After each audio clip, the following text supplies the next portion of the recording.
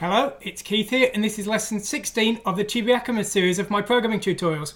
Now, we've been going over the background drawing code over the last week or two, and this time we're going to continue in that vein, but this time we're going to look at the code that does the gradients. Now, with ChibiAkumas episode 2 and the remake of ChibiAkumas, we got these extra background types, the clear type and the tile type, but in the original game, the gradient code was the only background type we had. It did all of the work, and so it was heavily optimized, and it was really the thing that gave me a lot of encouragement when I was writing my game, because I wanted to see how I could do the good background, because I had to make the background look good but make it fast. And I realized fairly quickly that with a few tricks and some self-modifying code, I was able to make a gradient that had a parallax effect that was actually faster than the clear screen command within the firmware. So that gave me some confidence that, that I was capable of enough tricks to actually make the CPC do something that really at the first I thought it was probably impossible to do.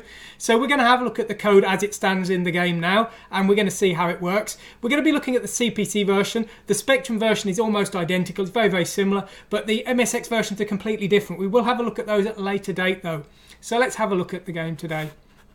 So first let's see how it moves. Now you'll notice that the gradient at the top here moves slower than the gradient at the bottom, and that's to simulate this parallax effect. It was always with ChibiAkumas a case of how good can we make it look while making it as fast as possible. So the parallax was what I managed to do. Now this is the code we're going to be looking at today. This handles the gradient, but there are some other things we need to look at first. Now of course there's the code that actually calls this routine, and you can see this in the background section here. And here it is. So we're specifying an address to a gradient definition, a number of lines, and a bit mask. Now in this case you can see it's all ones, which means that the gradient will scroll every single tick. Whereas if you look just a bit further up here, you can see these two ticks are 0, so the gradient will scroll less often, and that's how we make the sky scroll less often than the floor. So that's what we've got here, and then we call this code within the core of the game itself. So let's have a look at that definition then, and here are the two definitions. Now you can see we're kind of cheating. We're using this top definition here and doing subtractions from it. Here it is. So it's defined as 48, and this is just an easy way of me quickly redefining things very simply, because I've tried to reuse this code as much as possible within the different levels. So using these start definitions and then just changing them made things a bit easier to work with. And this is the floor definition. Now this of course ends at 0 here. Now you'll notice there's a byte 255 to define the end of the definitions. The first line is a pair of bytes. The way it works is it loads a single byte in, and the first line is filled with that byte. Then the second line is filled with the second byte. And those two lines alternate every pair of lines, but then at certain line numbers, like line 26 here, we will load in an extra byte. Now the first byte, like this one, would stop being used, and then the second byte and this new byte would then be used, so this pair for example. But then when this one came in, this pair would be used, then this pair would be used, then this pair would be used, etc. Now, the tricky thing with the code is it's heavily unwrapped. It actually draws two entire lines in one go, so you can't change the gradient definition on an odd line. It's very limited in what it can do, because it's at the time I wrote it, it was done to the absolute best possibility that I could optimize it. And I think it's still pretty good now, but I'm sure someone could optimize it better than I did, but it's good enough anyway. So let's have a look at the actual code that handles the gradient. Now the gradient code can scroll from the right to the left to the right, or it can be static. And we have this gradient scroll command to define that. We're using self-modifying code here to change the shifting code. The shifting code we'll see later. What it does is it takes the bytes in that definition, and according to the screen, it's different on CPC and Spectrum of course, it moves the pixels around so that it affects a scroll. We're actually scrolling this data in memory. So that's just using self-modifying code to switch the correct module on. This is the true start of the code. So what we do is we load in the scroll rate from this here, and we use self-modifying code to put that in the correct position. Then we load in the gradient definition here, and we swap it into HL, and we read in 2 bytes, and we're loading them into IXH and IXL. So IX currently contains the 2 bytes we're going to fill the first 2 lines with. Then what we do is we are moving the address of the gradient definition into IY, because we need all our other registers available to us. And you'll see here what we're doing is we're also remembering when we need to change lines and read in another byte from that definition. And then we're swapping HL and DE, and then we're backing up the stack pointer. You see, anytime we're being fast on the CPC or Spectrum or any other Z80 system where the screen is accessible within system memory, we want to misuse the stack pointer to do that. And that's what we do here. So we are backing up the stack pointer, and then we're going to misuse the stack. Now, generally speaking, we can't use interrupts because interrupts cause a call which uses the stack pointer. I say generally because the ChibiAkumas interrupt handler can actually cope in certain cases with interrupts happening during this kind of routine. So now what we're doing is we're checking if we need to load in any more bytes. This is now the main loop here. And then if we don't, we jump and we just skip down to here. But if we do, then we check if we've reached the last line. If we haven't, then we are checking if the timer means that this tick needs to affect a scroll of the background. If it doesn't, then we carry on here. But if it does, we run this shift now routine, which we'll see later on. So if we get here, we need to actually read in a new byte from the definition. Now at this point, C should contain the last byte that we were showing to the screen, and now we need to read in a new byte. Now IY contains the address of the definition, so we now copy that to DE, and we read in another byte from the definition here. We then load that in as the new byte. The old byte is here, taken from C here, and then what we do is we now store the new definition using this self-modifying code here. And that is actually written in here, you see. So at this point, we now need to load in the next line change timer here. And then what we do is we copy DE back to IYH and IYL for the next time we need to read in bytes from the definition.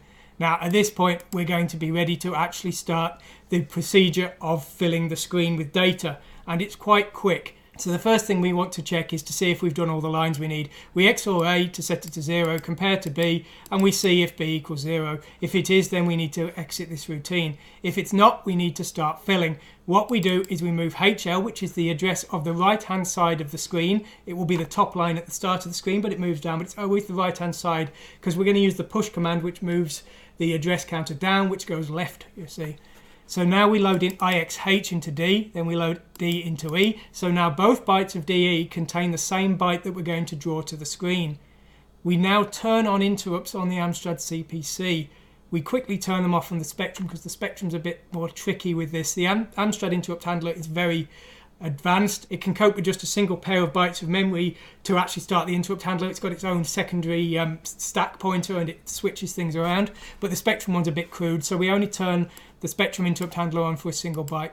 So what we do now is we push repeatedly DE, and what this is doing is it's writing that byte definition to the screen, and this is effectively filling an entire screen.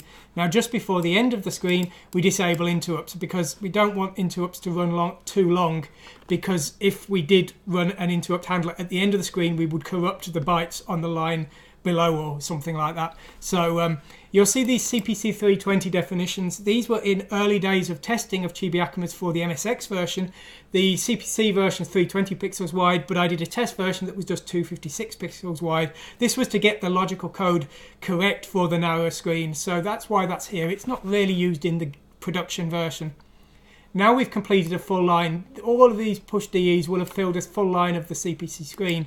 Now we need to move down a line, so we add hexadecimal 800.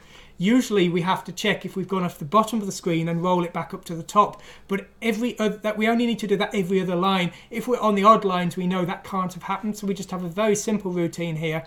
What we do now is we update our stack pointer with the new line address. We then load in the opposite byte into DE. We decrease our line counter and we do the fill again in exactly the same way. This is all exactly the same, just filling the second line because, as I said before, we work in pairs. But this time we have to do a more thorough check of the line. And when we want to move down another line, we add hexadecimal 800. But now we have to check if bit 7 is 0. And if it is, we've gone over the screen and we need to cycle back. And we do that by adding hexadecimal C050 to the memory address. And then we are done. Now at this point we just repeat the entire procedure again. You see we go all the way back up here and do all of our checks again to see if we need to load in any more bytes and to see if we've finished the line rendering. When we get to here we've actually finished. The B counter has reached 0, so we restore our stack pointer using self-modifying code. This is backed up at the very start if you remember, using a definition here, but that definition points to here. So at that point everything's back to the way it was. We've filled all of the gradient definition and we just return. There is one thing we need to do though, and that's the scrolling. Now there's a left scroll routine for if we are scrolling to the left, but the typical one is shift now. What this does is it takes a single byte and then it scrolls that by 1 pixel. Now the pixel definition on the CPC is a little odd. It's not the 2 bits on the right hand side or anything that make up a single colour. It's kind of the rightmost one and one of the middle ones, and so we have to take those 2 bits out and store them and then rotate and then shift them back in here. So you'll see here we are loading in the bits, keeping the 2 we want, rotating them around, then loading the original ones in, keeping the opposite bits, shifting them the other way, ORing in the original. And here we're saving it back to the original definition of the gradient, which is of course this kind of code here. So we would be effectively modifying this byte here with whatever the new equivalent is, pixels shifted one direction to the left or right, depending on which of these two we're using. So that's how we do it. It's still pretty simple really. And of course, IY is pointing to that memory address because we did that push pop all the way back here. Now, just to remind you, this is where we actually call that code, and it could be pointing to the left version, the right version, or it could be running a static version where there is no movement at all. Anyway, so that's how we do this, the background drawing on ChibiAkumas. We've covered all the versions now for the CPC and the Spectrum, so we're going to have a look at the MSX next time. The MSX is very different. It may look similar, but all of the tricks it does are different. So we're going to have a look at the MSX2 version and also the V9K version. So this will be interesting if you want to see how to program an MSX, or if you're interested in the Amstrad CPC's V9K add-on, it's probably worth you looking at as well, because it's going to be a good introduction to how you can code those kind of pieces of hardware. Anyway, I hope you've enjoyed this lesson. Thanks for watching and goodbye.